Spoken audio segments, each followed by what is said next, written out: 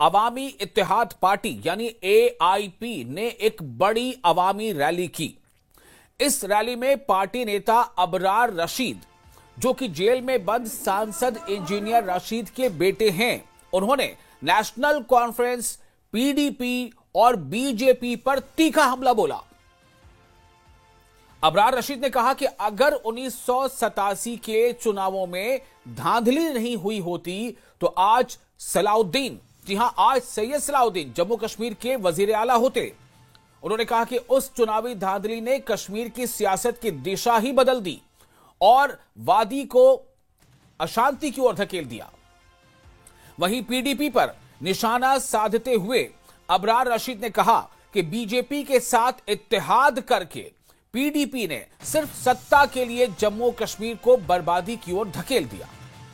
इस पर अबरार रशीद के बयान पर वजीर आला उमर अब्दुल्ला ने पलटवार किया है और कहा कि अगर किसी को 200 यूनिट चाहिए तो मीटर लगवाना पड़ेगा, यानी 200 यूनिट बिजली अगर किसी को मुफ्त चाहिए तो मीटर लगवाना पड़ेगा, अगर फायदा नहीं चाहिए तो ना लगवाए। कल बिजली बढ़ेगी तो कोई छूट नहीं मिलने वाली है। 87 से कितने साल हो गए, तब तो जिस शख्स ने तकरीर की थी वो तो पैदा भी नहीं हुआ था। ये उमर अब्दुल्ला कहना है कि 87 यानी 1987 की बात हो रही है ना, तो उनका कहना था कि 87 से कितने साल हो गए, तब तो जिस शख्स ने तकरीर की थी वो तो पैदा भी नहीं हुए थे। उनके वालिद साहब शायद स्कूल में थे। उन्होंने कहा था कि बारामूला सीट जीतने के बाद उनके वालिद छूट जाएंगे, रिहा होंगे क्या? यह सवाल उमर अब्दुल्ला ने उठाया। 1987 की बात न करें, पिछले साल की बात करें। बारामूला की नुमाइंदगी के लिए तो हमने चौधरी रमजान साहब को राज्यसभा भेजा।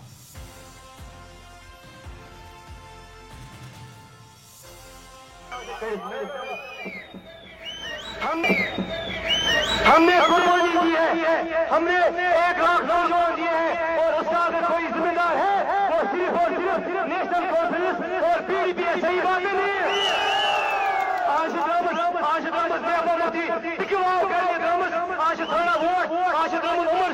उमर साहब ने तो 2024 के इलेक्शन में 40 सीटें हमने दी, उनको दी कि नहीं दी? दी कि नहीं दी?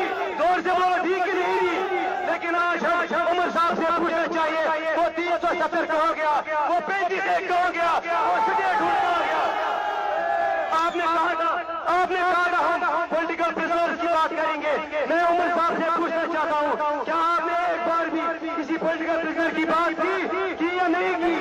नहीं की। 200 यूनिट बिजली वो कहाँ गया? 1 लाख नौजवान का रोजगार वो कहाँ गया? हम उनसे पूछना चाहते हैं, आपको यहाँ लोगों से वोट लेने का कोई हक नहीं है। तब तो जिस शख्स ने ये तकरीर की थी वो पैदा भी नहीं हुए थे। शायद उस वक्त उनके वालिद साहब स्कूल में थे। अब इस पे ना बार बार कोई बात करने, अब कोई नई बात करे ना। वो उन्होंने तो कहा था कि बारामूला की सीट जीतने के बाद उनके वालिद साहब रिहा हो जाएंगे। उनके वालिद साहब की रिहाई के लिए उन्होंने वोट मांगे थे। फिर क्या हुआ? बारामूला को MP मिला ही नहीं। वो कमी दूर करने के लिए हमने चौधरी मोहम्मद रमजान साहब को राज्यसभा भेजा ताकि कम से कम शुमाली कश्मीर की वहां नुमाइंदगी हो, क्योंकि आज पार्लियामेंट में शुमाली कश्मीर की कहीं से नुमाइंदगी नहीं हो रही है। तो 87 की बात छोड़िए ना, अब वो पिछले साल की बात करें, जो वालिद साहब की रिहाई के लिए वोट मांगे गए और वो हुआ ही नहीं। वो उस चीज का जवाब दे। बाकी बडगाम बाईपोल्स के चलते सियासी जंग काफी तेज हो गई है और जहां मुख्तलिफ सियासी जमातें एक दूसरे पर वार करती नजर आ रही हैं, वही आज इंजीनियर रशीद के बेटे अबरार रशीद ने नेशनल कॉन्फ्रेंस पर जोरदार हमला करते हुए फिर से 1987 के इलेक्शंस का जो है हवाला दिया। और इस सिलसिले में फिर से जो 1987 यानी कि 1987 के इलेक्शंस का जिन जो है वो फिर से बोतल से बाहर आ गया और मुबैना तौर पर जो इलेक्शन रिगिंग का मामला था तो वो फिर से जो है मंजर आम पर लाने की कोशिश की गई अबरार रशीद की जानिब से। और अबरार रशीद ने यह भी कहा कि जो मोहम्मद यूसुफ शाह है उसको सलाउद्दीन बनाने वाली जो जमात है वो नेशनल कॉन्फ्रेंस है और उसके लिए बराह रास्त तौर पर नेशनल कॉन्फ्रेंस के जो सदर डॉक्टर फारूक अब्दुल्ला है वो शामिल है। और ऐसे में जो अबरार रशीद के जो अल्फाज है तो कहीं ना कहीं काफ़ी जो है वज़न रखते हैं। इस दौरान जो उन्होंने कहा कि नेशनल कॉन्फ्रेंस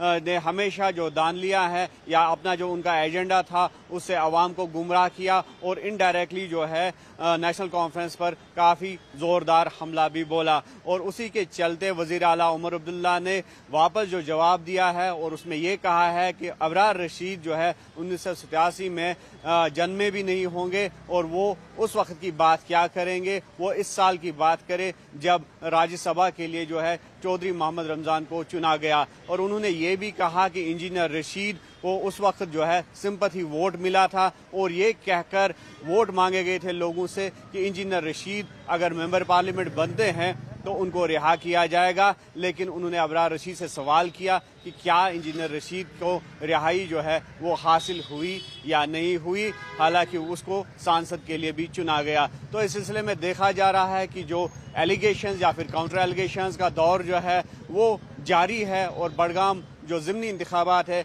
वहाँ पर अक्सर और बेशतर जो ये सारी जमातें हैं तो एक दूसरे पर इल्ज़ाम तराशी करते नज़र आ रहे हैं। और आज जिस तरह से अबरार रशीद ने फिर से 1987 की रिगिंग का जो है वो मामला दोहराया तो कहीं ना कहीं नेशनल कॉन्फ्रेंस को कटघरे में खड़ा करने की कोशिश की गई और जिस तरह से हमने कहा कि फिर से उस बात को दोहराया गया और ये कहा गया कि वादी में जो हालात पैदा हुए हैं और जम्मू कश्मीर जिस दौर से गुजरा है उसके लिए कहीं ना कहीं नेशनल कॉन्फ्रेंस जो है वो जिम्मेदार है। और जिसके जवाब में उमर अब्दुल्ला ने जो है वापस हमला तो बोल दिया, लेकिन कहीं ना कहीं जो आज के सियासी हालात बड़गाम में हैं और जो ज़िमनी इंतखाबात वहाँ पर जो है होने वाले हैं और इस सिलसिले में जो चुनावी तशहीद चल रही है कहीं ना कहीं अबरार रशीद के ये ज़ोरदार अल्फाज जो है काफ़ी वजन भी रखते हैं। न्यूज़ 18 के लिए अयूब खान के साथ श्रीनगर से मुदस्सर कादरी।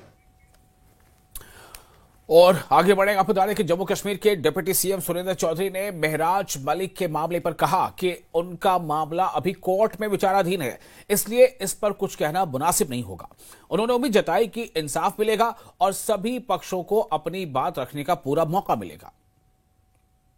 कोर्ट में है, सब जुडिस है, अब कोर्ट जो फैसला देगा वो कोर्ट के पे है, उसके ऊपर मैं तबसरा ना ही करूं तो अच्छा है, क्योंकि जब सब जुडिस और यही दस्तूर है और यही एक इन प्रिंसिपल्स है कि ऑनरेबल कोर्ट में जब सब जुडिस हो जाए मामला तो उस पर ना ही तबसरा किया जाए तो ज्यादा अच्छा है। लेकिन उम्मीद करेंगे कि इंसाफ होगा और जो एक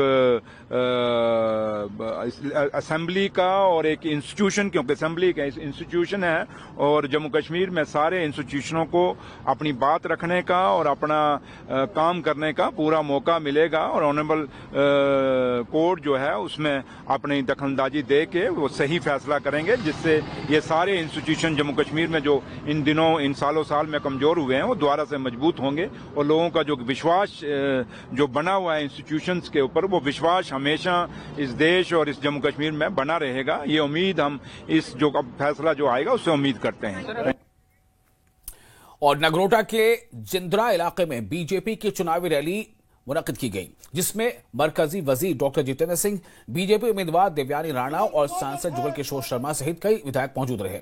इस दौरान रैली में मरकजी वजीर डॉक्टर जितेंद्र सिंह ने पार्टी कारकुनों को सलाम करते हुए कहा कि जिन्होंने उस वक्त बीजेपी का साथ दिया था जब ये कमजोर मानी जाती थी, उन्हीं कारकुनों के समर्पण से आज बीजेपी दुनिया की सबसे बड़ी पार्टी बनी है। इसके साथ ही उन्होंने कहा कि जिंद्रा की ये धरती उन्हें हौसला देती है और मोदी हुकूमत के 11 सालों में जम्मू कश्मीर ने विकास की नई ऊंचाइयों को हासिल किया है।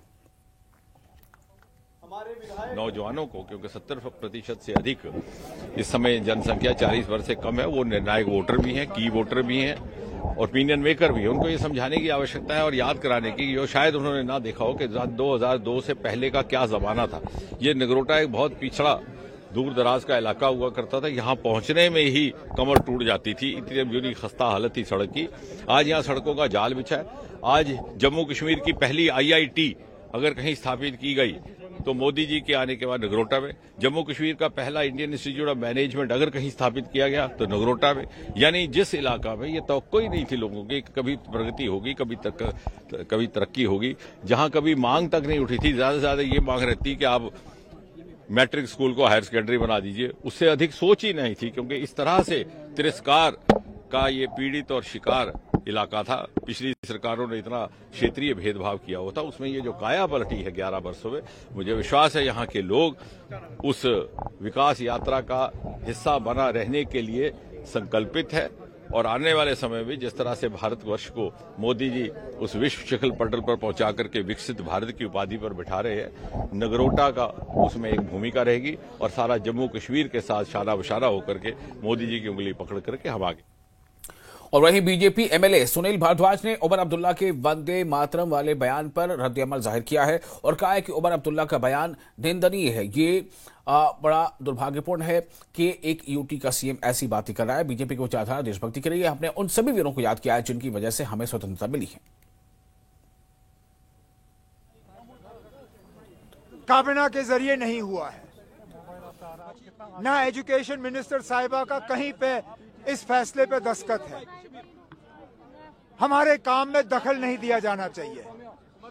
ये हम फैसला करेंगे कि स्कूल में क्या होना चाहिए या नहीं होना चाहिए। बाहर कहीं से इन मामलों में डिक्टेशन नहीं आना चाहिए। वंदे मातरम है उसको गा के हमारे जो भी फ्रीडम फाइटर्स हैं उन्होंने पूरी हमारी आज़ादी की लड़ाई लड़ी है, उसकी वजह से आज देश आज़ाद हुआ है, अंग्रेजों से इस देश को छुटकारा मिला है। मगर ये बड़ा दुर्भाग्यपूर्ण है कि एक किसी यूनियन टेरिटरी का चीफ मिनिस्टर है इस तरह की बात कर रहा है, तो मुझे लगता है इस चीज़ को स्ट्रांगली कंडेम हम करते हैं और ऐसा मुझे लगता है बड़ा इररिस्पॉन्सिबल बयान उनको नहीं देना चाहिए था। देखिए, बड़ा दुख होता है कि जम्मू कश्मीर में एक ऐसे राजनेता, जम्मू कश्मीर में एक ऐसे चीफ मिनिस्टर हैं जो वंदे मातरम तक का सम्मान नहीं करते। अगर आज हमारे स्कूलों में स्वतंत्रता सेनानियों के बारे में बताया जाए, वंदे मातरम के बारे में बताया जाए, मुझे नहीं लगता कि इसमें कोई आपत्तिजनक बात है। लेकिन फिर भी अगर नेशनल कॉन्फ्रेंस के चीफ मिनिस्टर इस तरह की बात करते हैं तो मुझे उनकी सोच पे दुख होता है और जम्मू कश्मीर की किस्मत पे दुख होता है कि हमें एक ऐसे चीफ मिनिस्टर मिले जो वंदे मातरम तक का सम्मान नहीं करते। और बीजेपी नेता राजा एजाज ने बांडीपोरा के गुरेज स्थित ब्लॉक बख्तौर में एक पार्टी बैठक आयोजित की, जिसमें पार्टी कार्यकर्ताओं ने काफी उमंग और हौसले के साथ हिस्सा लिया। बैठक में जन शिकायतों और तत्काल ध्यान देने योग्य स्थानीय मुद्दों पर चर्चा हुई। राजा एजाज ने मुफ्त रसोई गैस सिलेंडर और बिजली जैसे वादों को पूरा न करने के लिए नेशनल कॉन्फ्रेंस की आलोचना की और उन्हें झूठा भरोसा बताया। उन्होंने शिक्षकों की कमी, मेडिकल स्टाफ की कमी और दूर दराज के गांव में खराब नेटवर्क कनेक्टिविटी जैसी लगातार जो दरपेश मसाइल हैं उन पर रोशनी डाली। उन्होंने प्रशासन से तत्काल कार्रवाई करने की अपील की है, जबकि पार्टी कारकुनों ने जमीनी स्तर पर जुड़ाव को मजबूत करने और मकामी चैलेंजेस का समाधान करने के लिए, उनके मसले का हल निकालने के लिए इस बारे में पुरअज़्म दिखाया। जम्मू कश्मीर के मुख्य सचिव अटल डुल्लू ने उधमपुर उपायुक्त कार्यालय के कॉन्फ्रेंस हॉल में एक उच्च स्तरीय बैठक की अध्यक्षता की। बैठक में जम्मू के मंडलायुक्त रमेश कुमार, उधमपुर के उपायुक्त सरोनी राय, वरिष्ठ पुलिस अधीक्षक अमोद अशोक नागपुरे के साथ साथ भारतीय सेना, भारतीय वायुसेना, सीआरपीएफ और अन्य अर्धसैनिक बलों के वरिष्ठ अधिकारी भी मौजूद थे। बैठक का मकसद सुरक्षा और क्षेत्रीय विकास से संबंधित मुद्दों पर चर्चा करना था।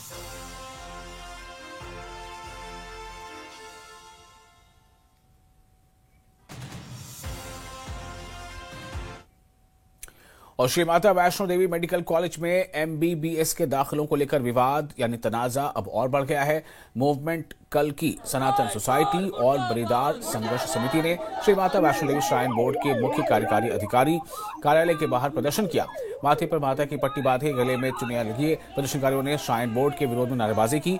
मुजाहिरीन का कहना है कि कॉलेज में एक ही समुदाय के 42 छात्रों को चयनित किए जाने से लोगों में असंतोष है। उन्होंने मांग की कि इस लिस्ट को तुरंत रद्द किया जाए और दाखिला प्रक्रिया को दोबारा पारदर्शी तरीके से किया जाए।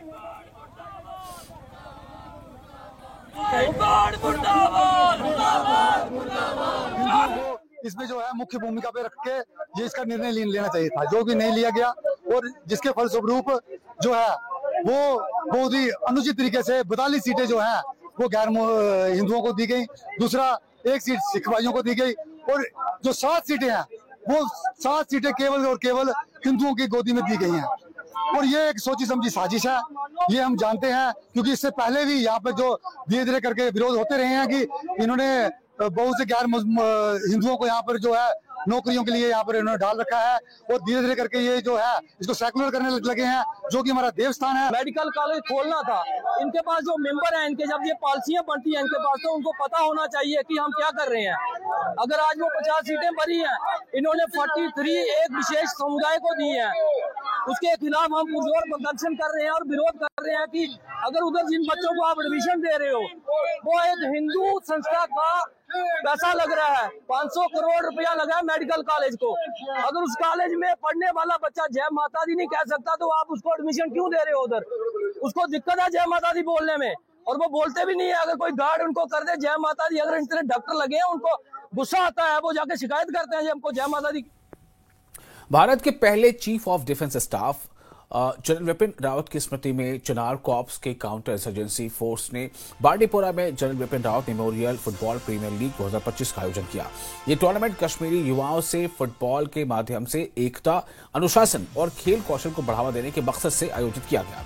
कुपवाड़ा, बारामूला, शरीफाबाद और अवंतीपोरा की टीमों ने शानदार खेल के मुजाहरे का इज़हार किया, प्रदर्शन किया और टीम वर्क का भी मुजाहरा पेश किया। इसमें शेर कश्मीर स्टेडियम में हुए ग्रैंड फिनाले में बिस्मा एफसी बारामूला ने डार एफसी यानी डार फुटबॉल क्लब कुपवाड़ा को कड़ी टक्कर के बाद हराया और जीत हासिल की। तो यहाँ पे टूर्नामेंट निकाला, इससे देखो आप खुद भी कितने लोग आ रहे हैं यहाँ पे, और हम बारामूला से यहाँ आए, सारा खर्चा हमारा रहने के लिए जगह सब कुछ जो इन्होंने यहाँ पे हमारे लिए रखी है। और इससे क्या चाहिए एक स्पोर्ट्स प्लेयर। इस तरह के मैं बोल रहा हूँ अगर यही इवेंट्स होंगे तो सारे लोग स्पोर्ट्स में ही आ जाएंगे, चाहे क्रिकेट हो, फुटबॉल हो, वॉलीबॉल हो या कोई भी स्पोर्ट्स इवेंट हो। अगर ऐसे ऐसे इवेंट्स हो जाएंगे आप खुद भी देख सकते हो कि मतलब कितने लोग आते हैं और कितने स्पोर्ट्स की तरफ आ जाते हैं। वरना आज ऑफ सीजन है, आज भी फिर भी लड़के यहाँ आ रहे हैं। हाँ, हम चाहते हैं कि मुस्तकबिल में ऐसे टूर्नामेंट का इनेकाद हो ताकि जो हमारे नौजवान हैं उनमें खेल कूद का रुझान जो है उनका रुझान उसमें ज़्यादा बढ़ जाए और वो ग्राउंड की तरफ ज़्यादा से ज़्यादा दाखिल हो जाए। और स्पेशली मैंने पहले भी बताया कि जब भी एक लड़का, एक नौजवान, एक खिलाड़ी ग्राउंड में होता है तो उस वक्त वो ना चोरी कर सकता है ना वो स्मोकिंग कर सकता है। It means that supports activity keeps these individuals for away from drugs. और अब खबर गुलमर्ग से, जहां अफरवट और कुंगडोरी इलाकों में ताजा बर्फबारी के बाद शौकिया स्कीइंग का मौसम शुरू हो गया है। बड़ी तादाद में सयाह वहां पहुंच रहे हैं रिक्रिएशन के लिए और तफरीह के लिए, यहाँ स्कीइंग का वो लुत्फ उठा रहे हैं। आपको बता दें कि वजीर आजम नरेंद्र मोदी ने गुलमर्ग को शीतकालीन राजधानी का दर्जा भी प्रदान किया है। पर्यटक स्कीइंग का रोमांचक अनुभव लेने दूर दूर से आ रहे हैं और उन्होंने मकामी लोगों की मदद की भी खुले दिल से सराहना की है। मजा आ रहा है, यहाँ के लोग बहुत अच्छे हैं। अच्छा, बहुत नेक दिल हैं, बहुत नेक दिल जिसे बोलते हैं। जी जी जी, बहुत तमीज़ तहजीब के, और बस मज़ा आ गया। बहुत बढ़िया चीज़ है, यहाँ पे आए और लोगों से मिले, नए वो दिखे, नए चेहरे दिखे, नए रिश्ते बने, बड़ी मोहब्बत दी, फिर हमने भी उन्हें मोहब्बत दी, तो बहुत कायदे के लोग हैं। अच्छी एक्सपीरियंस है। हम लोग स्पोर्ट्स और भी खेलते हैं पर जो स्कीइंग का एक्सपीरियंस है वो अपने आप में यूनिक है। सबने बहुत अच्छे से कराई, जब तक हम खुद नहीं मतलब थोड़े से कर सकते थे, चलाते रहे, साथ में चलते रहे। बिल्कुल भी ऐसा भी नहीं लगा कि अरे अभी गिरूंगी, या अनसेफ भी नहीं लगा करते हुए। तो बहुत अच्छा एक्सपीरियंस। बहुत ही सुंदर और बहुत ही बढ़िया लोग हैं। अभी रियाज भाई ने हमें बहुत अच्छे से स्कीइंग सिखाई, पहली बार ज़िंदगी में स्कीइंग कर रहे थे, तो बहुत मज़ा आया। सबको आना चाहिए, लोगों के साथ यहाँ में प्रेम के साथ रहेंगे सब, बहुत ही बढ़िया लग रहा है। और मैं तो बहुत ही सबको कहूँगा कि आए, बहुत मजा आ रहा है। अभी हम करने जा रहे हैं नॉर्थ इंडिया से हैं, बनारस से, और ये मेरा फर्स्ट टाइम था कश्मीर का, जो कि बहुत अच्छा रहा। मैं यहाँ के लोग कैसे पाए? यहाँ के लोग बहुत ही हम्बल हैं, पोलाइट है, बहुत अच्छे तरीके से बातें करते हैं। सुना है कि किस तरह से तमाम टूरिस्ट जो है वो खुशी से यहाँ पे अपने तासुरात जो है वो बयान कर रहे हैं, और बड़ी तादाद में टूरिस्ट यहाँ पे पहुँच रहे हैं, स्की कर रहे हैं शौकिया तौर पे, और उम्मीद करते हैं कि आने वाले वक्त में ज़्यादा से ज़्यादा बर्फ़ गिरे और ज़्यादा से ज़्यादा टूरिस्ट यहाँ पहुँचे और वो इस हसीन वादी का आनंद लें। न्यूज़ 18 कश्मीर के लिए मैं गुलमर्ग कुंगडोरी से मुनीर हुसैन हो रहा। और अब खबर मेंढर से, जहां अपर सलवा के निवासियों ने लोक निर्माण विभाग यानी कि PWD डिवीजन मेंढर के अंतर्गत नबाण मसूरी वाला वाया नरगोसियां सड़क की तामीर में बड़े पैमाने पर कानून और ज़ाब्ते के खिलाफ वर्जी और पैसे की गलत इस्तेमाल का इल्जाम लगाया है, जिसे लेकर मकामी लोगों ने अफसरान से इस मामले की बहुत ज़्यादा जो है शिद्दत के साथ और संजीदगी के साथ इसके मामले की छानबीन करने की गुजारिश की है और जिम्मेदार लोगों के खिलाफ कड़ी कार्रवाई करने का मुतालबा भी किया है। आज हम ये सुन रहे हैं कि इसका जो भी पैसा था वो बंदरबाट होकर खत्म कर दिया है, इसका टेंडर पूरा हो चुका है। तो महकमा जो है, महकमा की इसकी गौर महकमा बिल्कुल नहीं कर रहा, क्यों लूटा ही महकमा ने है। इसलिए आप इसकी छानबीन कराएं, महकमा से दरियाफ्त करें ये किसने लुटाया, हम किसके आगे जाकर अर्जी लगाएं। और फिलहाल एक छोटा सा ब्रेक लेते हैं। ब्रेक के बाद खबरों का सिलसिला जारी रहेगा। बने रहे न्यूज़ 18 के साथ। मैं हूं विशाल।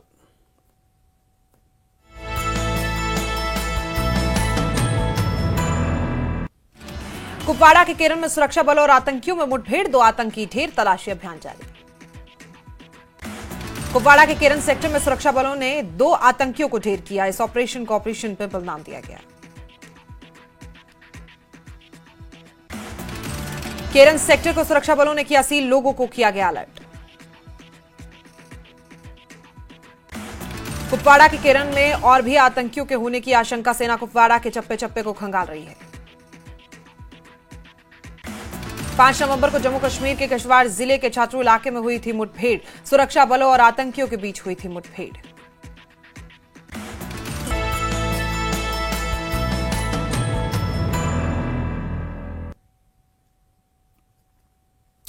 ब्रेक के बाद एक बार फिर आपका इस्तकबाल है न्यूज़ 18 जे के पर। आप देख रहे हैं जम्मू कश्मीर न्यूज। त्राल पुलिस ने कस्बे में ट्रैफिक जाम के मसले से निपटने के लिए एक खास मुहिम चलाई।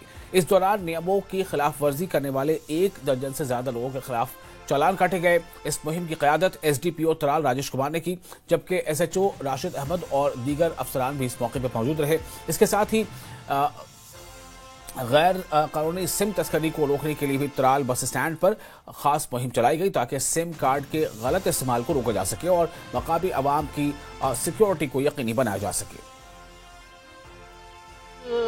वॉयलेशंस के लिए आज हमने स्पेशल ड्राइव चलाई थी यहाँ पे, जिसके चलते हमने कुछ 8 से 10 बाइक्स का चालान किया है। उसके अलावा कार वगैरह यहाँ रॉन्ग पार्किंग में कुछ चालान किया हमने। और इसी तरह की ये कार्रवाई हमारी आगे भी जारी रहेगी, ताकि यहाँ पे लोगों के आमोदरफ्त को कोई ज़्यादा परेशानी ना हो, आने जाने वाले यहाँ पेडेस्ट्रियंस को या गाड़ी चालकों को। और ये कार्रवाई हमारी आगे भी चलती रहेगी। संयुक्त मत्स्य निदेशक मोहिदुद्दीन मखदूमी की देखरेख में शनिवार को मत्स्य विभाग यानी डिपार्टमेंट ऑफ फिशरीज की तरफ से दूध पथरी के करीब शालीगंगा नदी और अरिजल के नाला सुखनाग में 4000 ब्राउन ट्राउट मछली के बच्चे डाले गए। एसडीएम खान साहिब जहांगीर अहमद ने दोनों जगहों पर बर्फीले पानी में पहली खेप में मछली के बच्चे छोड़े। वहीं स्थानीय लोगों ने इस दौरान अपनी शिरकत दर्ज कराई। साथ ही साथ इलाके में मछली पालन को और ज़्यादा फ़रोग़ देने के लिए इस महकमे की इस पहल की तारीफ की है। और डोडा जिला प्रशासन के सहयोग से भैंसा के ढोशा गांव के 5 परिवारों को तत्काल राहत प्रदान की गई है। मकान गिरने से बाल बाल बच गए थे लोग। राहत सामग्री में भोजन के पैकेट, कंबल, गैस सिलेंडर और खाद्य किट भी शामिल थे। साथ ही अस्थायी आश्रय यानी टेम्पररी शेल्टर के लिए टेंट और जरूरी सहूलियात की इंतजाम भी वहां पर किए गए हैं। वहीं डोडा के डीसी ने भरोसा दिया है कि मुतासरा खानदानों को इस साल मकामी और खासतौर से जो परमानेंट शेल्टर है वो उनके लिए प्रधानमंत्री आवास योजना के तहत तरजीही बुनियाद पर उन्हें मुहैया की जाएगी। वैसे तो सेवा भारती नर सेवा नारायण सेवा का मंत्र लेकर के कार्य करती है। जो भी शोषित, पीड़ित, अभावग्रस्त और उसके साथ में प्राकृतिक आपदा के कारण किसी को भी कोई अगर नुकसान होता है तो हमारी सेवा भारती तुरंत वहाँ और एक्शन में आ जाती है। ऐसे ही आज भी हमारी टीम यहाँ आई, उनके पास जो संभव हो सकता था ऐसा सहयोग इस परिवार का किया। इनका जो मकान ध्वस्त हो गया था पिछले 2-4 दिन पहले, तो हमारे पास जो संभव हो सकता था वैसा सहयोग हमने किया है। जैसे त्रिपाल है, एक हैंडी गैस है, कंबल है, राशन के रूप में है। तो आगे भी सेवा भारती जो है सब जगह इस प्रकार के कार्य करती है। वैसे तो सबके मन में ये संवेदना होनी चाहिए कि सेवा ही परमो धर्म है। पुंछ जिले में किसानों की आमदनी बढ़ाने के लिए प्रयासरत कृषि विभाग की ओर से शनिवार को जिले में मशरूम उत्पादन करने वाले 7 किसानों के दल को प्रशिक्षण दौरे पर अमृतसर पंजाब भेजा गया, यानी उन्हें तरबियत हासिल करने के लिए पंजाब भेजा गया है। इस ज़मन में जिला कृषि कार्यालय पर किसानों को रवाना करने के लिए एक कार्यक्रम आयोजित किया गया, जिसमें विभाग के अधिकारियों और कर्मचारियों ने हिस्सा लिया। इस मौके पर जिला कृषि अधिकारी योगराज सिंह सलाथिया ने किसानों के दौरे के वाहन को हरी झंडी दिखाकर रवाना किया।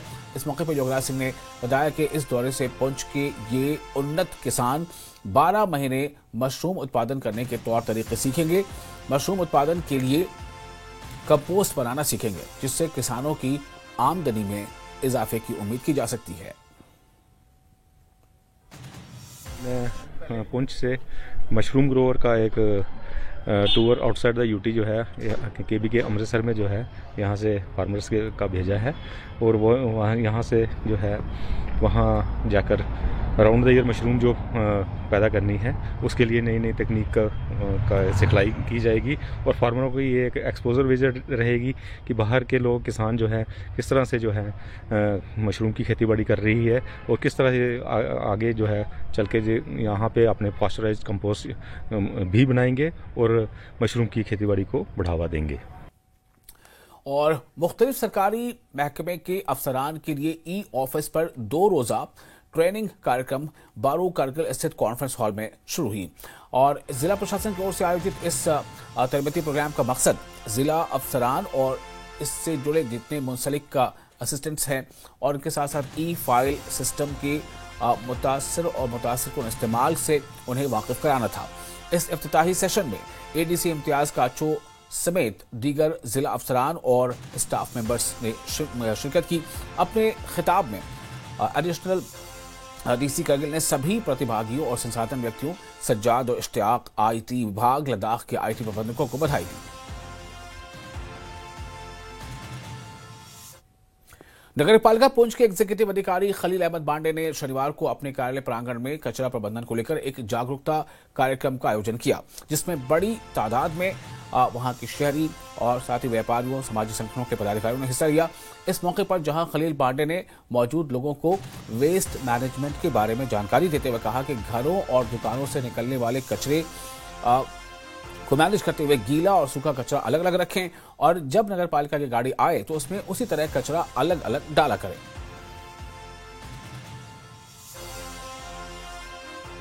आज म्यूनिसिपल काउंसिल पुंछ ने शहर के मार्केट के प्रिसाइजली कुछ लोगों को यहाँ बुलाया था और उनसे हमने बात करने की कोशिश की और उनको बताया कि म्यूनिसिपल काउंसिल के 17 वार्ड्स में हम सॉलिड वेस्ट के डिस्पोजल को लेकर हमें क्या चैलेंजेस का सामना है। तो हमने अपने इश्यूज़ उनके समक्ष रखे, उनके सुझाव हमने लिए।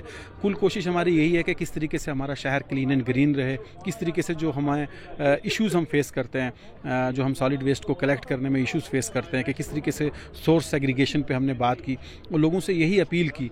मीटिंग इस चीज पे रखी गई कि देखिए हमारे पुंछ शहर में बहुत ज्यादा कचरा हो चुका है। हर एक के घर के बाहर गंदगी इतनी हो चुकी है कि आप देखते जाओ, सुबह गलियों में जाओ, मोहल्लों में जाओ, मंदिरों में जाओ ना, तो हम लोग रोड जो है क्रॉस नहीं कर सकती। जिसको जहां पे मन आता है वो वहीं पे कचरा जो है डंप करता है। दूसरी बात ये है कि जो लोग बाहर नहीं जाते हैं, हर लोगों के घर में डस्टबिन है, लेकिन वो ये नहीं कहते हैं कि अगर बाहर गाड़ी आती है म्यूनिसिपैलिटी की तो कचरा अपना जाके वहां पे फेंके। ये चीज नहीं करनी चाहिए। जॉगर्स पार्क में अगर आप जाएं तो इतनी स्मेल होती है कि वहां लोग सैर करने नहीं जाते हैं। कि जो आपके घर की गंदगी होती है उसको एक साइड डंप करके रखें, और जब हमारी म्यूनिसिपैलिटी की गाड़ी आती है तो उस गाड़ी तक पहुंचाने का प्रयास करें। मुबारकबाद दूंगा कि इस तरह का पहला इनिशिएटिव है जो किसी सीईओ द्वारा लिया गया है और जिसमें जनरल पब्लिक को बुलाया गया। मुझे और मैं सभी दुकानदार भाइयों से ये विनती करूंगा कि आने वाले समय में अगर हम अपने बाज़ार को, अपने शहर को साफ़ रखेंगे तो कस्टमर भी गंदी जगह जाके खुश नहीं होता। अगर हमारा बाज़ार साफ़ होगा, हमारी मार्केट साफ़ होगी, हमारी दुकानें साफ़ होंगी तो कस्टमर भी आएंगे। अगर हमने बाज़ार में गंदगी फैला के रखी होगी तो मुझे लगता है कि जितना भी ग्राहक है वो किसी दूसरी मार्केट में भी जा सकता है। और यूटी लद्दाख डीआरएफ पुलिस ने सरकारी डिग्री कॉलेज करगिल में आपदा न्यूनीकरण उपाय कार्यक्रम से संबंधित एक कार्यक्रम का आयोजन किया। कार्यक्रम का मकसद छात्रों, कर्मचारियों और मकामी कम्युनिटी में प्राकृतिक और मानव जनित आपदाओं के बारे में जागरूकता बढ़ाना और उनमें लचीलापन पैदा करना है। भूकंप, भूस्खलन, हिमस्खलन, अचानक बाढ़ और चरम मौसम की स्थिति के प्रति भौगोलिक संवेदनशीलता को देखते हुए कार्यक्रम प्रतिक्रियात्मक प्रतिक्रियाओं की बजाय सक्रिय उपायों पर केंद्रित था।